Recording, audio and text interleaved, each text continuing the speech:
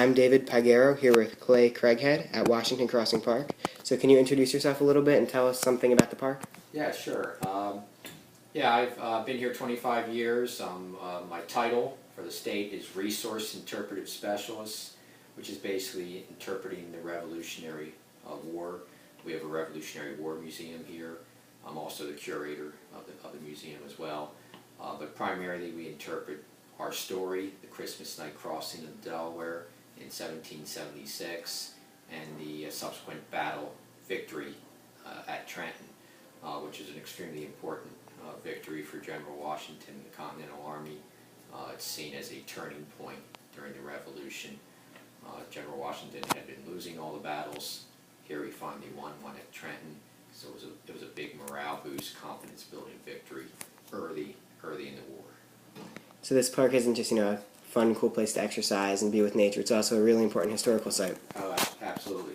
And that's a great comment as well, because the park does offer a lot of recreational activities, nature. We have a great nature center, Park Naturalist there.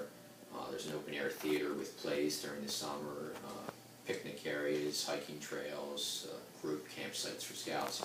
But as I always like to remind our visitors, the reason this park is here, the reason it was created to commemorate the crossing of the Delaware Christmas night, and the subsequent victory at Trenton. So, yeah, very important. We wouldn't be here without the history.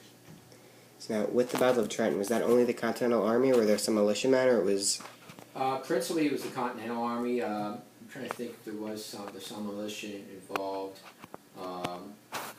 There was militia with the Army, but the elements that crossed here on Christmas night, pretty much the Continental troops, a lot of them from New England states, and the middle states. The far south hadn't sent troops north. But there were about 2,400 men, 18 cannon, that had to cross the river Christmas night. And a nor'easter had developed during the night as well to add that little extra drama. But it took about 10 hours to get the Army across the river, so it was a long ordeal for the soldiers. Now, how did they actually do the crossing? Did they have like a certain type of boats, or like a pontoon bridge system, or...? No, they had boats. It's a good question as well, because nobody has really documented how it took place. And I tried to explain it. It'd be like, crossing the rivers in the 18th century was more of a common practice. Today, trying to cross the river in boats would be difficult for us because we don't do it. But back then, because it was more common, the guys didn't explain how it was done. And usually any of the diaries or letters, they say they were ferried across the river. And then they focus on how bad the weather was. So that's their priority, It was a miserable night. But they had Durham boats, which were large boats that could carry 40 to 60 men. They had a large number of those boats. And then they had the ferry boats, which were flat rafts for bringing the horses and the cannon across. And this was a ferry operation prior to the war. So when Washington was looking for places to cross, the roads led to the ferry. The ferry was a good spot to cross, the land boats. So he chose this ferry because of its distance from Trenton, 8 miles north, and he was hoping to get everybody across undetected to make a surprise attack. And fortunately, that worked out. Now, what was the city of Trenton like in Revolutionary America? Well, it's our state capital today. Back in 1776, it was, I won't say insignificant, but a much smaller village. The Hessians who occupied Trenton, and there's some good diaries and accounts. One of them mentions it's about 100 buildings. So it's a small river village.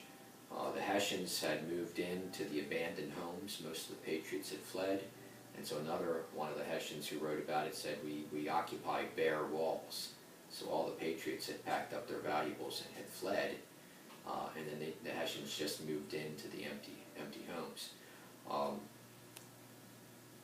They weren't in a comfortable situation. They're on the front line. The Americans were right across the river. About 1,400 Hessians occupied Trenton. So if you average it out, that's 14 men to a structure. Now there's some churches where a lot more men could have stayed. But as I like to explain, they weren't in a party mood, they didn't have a comfortable bed for each of the men.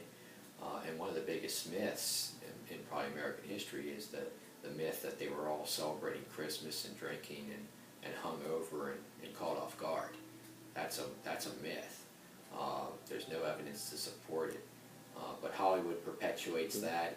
Even some of our textbooks repeat that story, but there's no evidence to support it. And, we don't believe that was the case. And even though the troops were Hessian, were there any like British generals or any British troops at all? There were about 20 British dragoons, which were horse soldiers, mounted infantrymen.